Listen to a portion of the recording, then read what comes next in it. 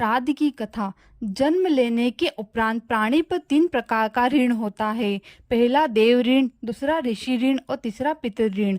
पितृपक्ष के इन 16 दिनों में श्राद्ध प्रक्रिया में उपस्थित होकर तीनों ऋणों से मुक्त हो सकते हैं।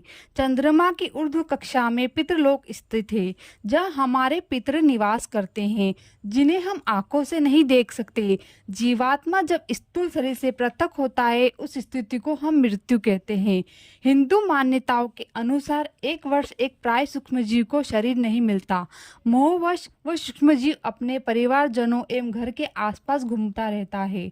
श्राद्ध कर्म करने से उस सूक्ष्मजीव को तृप्ति मिलती है। इस अनुष्ठान में जब हम श्रद्धा से ब्राह्मणों को भोज्य पदार्थ खिलाते हैं तो पितृ तृप्त होते हैं।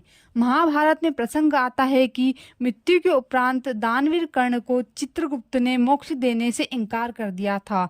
तब कर्ण ने चित्रगुप्त से पूछा कि मैंने अपनी सारी संपदा सदैव दान पुण्य में ही समर्पित की है, तो फिर मुझे यह कैसा ऋण शेष रह गया। तब चित्रगुप्त ने बताया कि राजन, आपने देव ऋण और ऋषि ऋण को तो चुकता कर दिया, परंतु आपने पितृ ऋण शेष है। आपने अपने काल में संपदा और सोने का दान किया, अन्न का दान नहीं किया। जब आप यह ऋण नहीं उतारेंगे तो आपको मोक्ष मिलना असंभव है।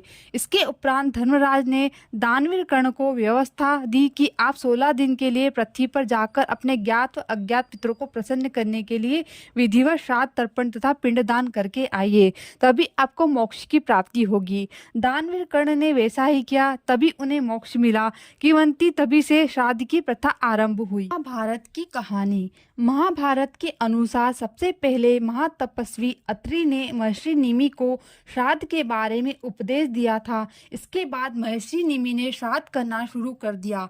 महर्षि को देखकर अन्य ऋषि मुनियों भी पितरों को अन्न देने लगे। लगातार श्राद्ध का भोजन करते करते देवता और पितृ पूर्ण रूप से तृप्त हो गए।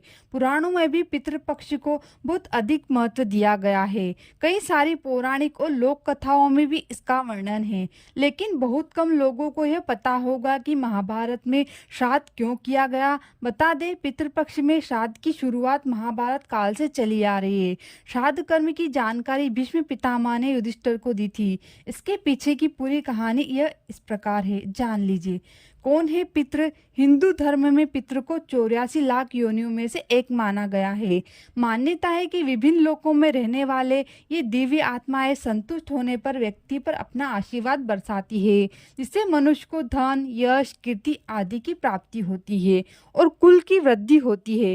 इस तरह से देखें तो पितृपक्ष के दौरान किया जाने वाला श्राद्ध पूर्वजों के प्रति अपनी श्रद्धा और कृतज्ञता को व्यक्त करने का माध्यम है, जिससे प्रसन्न होकर पितृ सुख समृद्धि प्रदान करते हैं।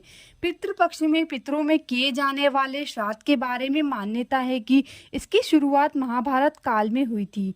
मान्यता है कि जब मृत्यु के बाद सूर्यपुत्र कर्ण की आत्मा स्वर्ग पहुंची तो उन्हें वहां खाने के लिए भोजन की बजाय ढेर सारा स्वर्ण दिया गया। तब उन्होंने इंद्र देवता से इसका कारण पूछा, तो उन्होंने कर्ण को बताया कि पृथ्वी पर रहते हुए उन्होंने कभी भी अपने पितरों को निमित्त कभी भी भोजन दान तर्पण नहीं किया। उन्होंने अपनी भूल को सुधारने के लिए पृथ्वी पर 16 दिन के लिए भेजा गया, जिसके बाद उन्होंने अपने पितरों के लिए मोक्ष के लिए विधि विधान से श्राद्ध किया। मान्यता है कि तभी से पितृपक्ष के 16 दिनों में श्राद्ध करने की परंपरा चल रही है। राधे कृष्णा।